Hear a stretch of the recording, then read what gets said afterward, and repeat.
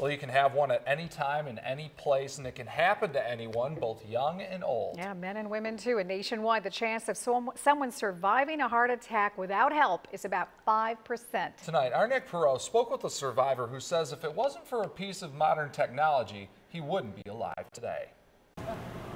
Can't believe that it actually happened to me. How could he? John Lohman was in excellent shape for 49, watched what he ate, had good cholesterol, and rode bikes for 20 years. I have a history of heart problems, but thought I had it beat. But it all became very real January 27th of this year when he was training for an upcoming event. It's called the Barrie-Roubaix, and it's a 36-mile gravel road bike race. He threw in some tunes here in the YMCA cycling room, and after an hour and 40 minutes of sweat, I looked down, and the next song was about an 8-minute song, and I thought, I'm not going to make it through the song, and that's the last that I remember. He had collapsed on the floor.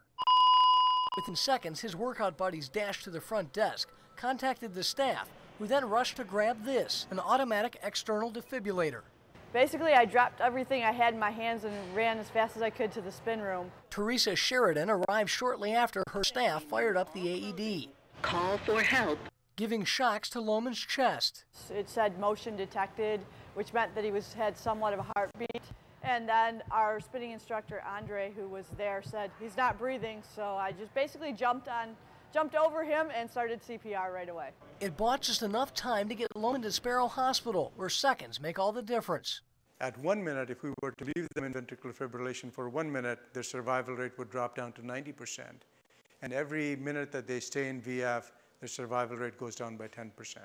In Lohman's case, he had an AED on him in about 2 minutes, but because doctors said he suffered a severe heart attack. Doctors were very clear in saying that without a CPR and without a defibrillator being attached to me, I wouldn't be here today.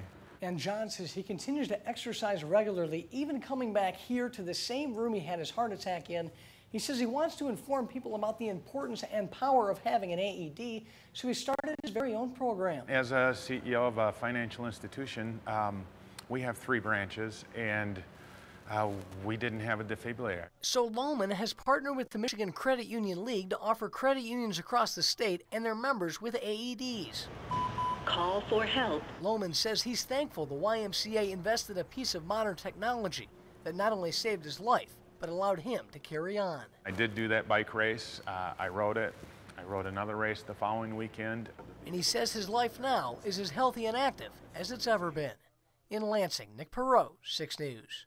Just an amazing story. It really is a life-saving device that John Lohman says should be in every building. Yeah, and he should know, right? And coming up tonight on 6 News at 11, we're going to take a look at where you can find them and where you won't. And why is that? That's a big question, and we're going to try to answer that tonight.